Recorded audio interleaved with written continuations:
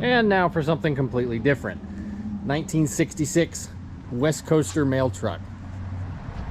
These were run all over the country in mostly urban areas because of their size, and with 3 wheels it's a little funky. So this one has been fully restored. All of the steel body components have been replaced with stainless, so it won't ever rust again.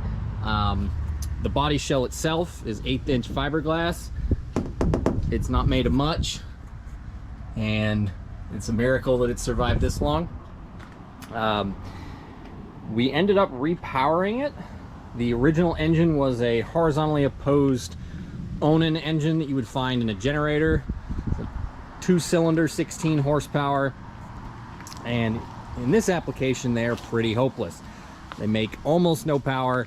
They are extremely leaky, extremely hot, extremely slow.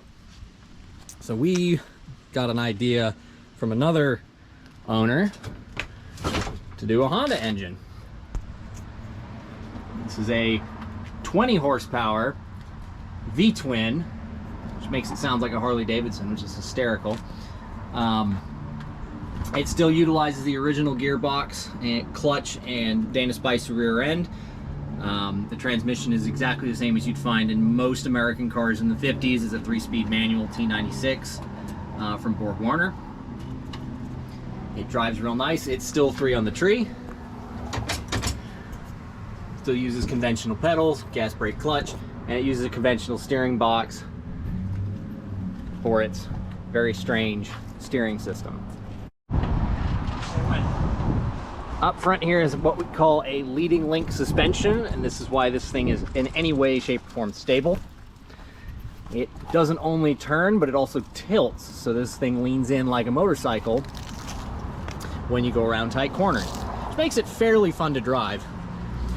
The new engine is also about 30 to 40% lighter than the original, so this thing is even lighter on its feet than it has any right to be.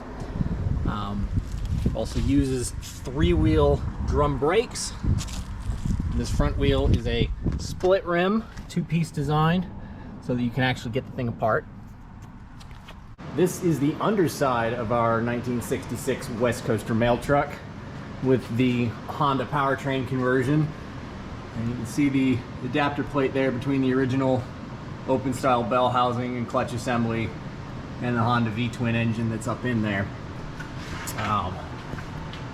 It's pretty tightly packed. We made this this plate an adapter to bolt onto the original engine mounts on the subframe, and we got rid of the original rag joint for a Spicer type standard universal joint. So in this case, the drive shaft is the U-joint. This also features a custom-made stainless steel fuel tank, a Braille racing battery for size, and it uses a pretty conventional GM brake cylinder, dual port, and you can see all our shift linkage and clutch linkage under here. All pretty open and pretty basic. All of the graphics were custom made and redone to original pictures.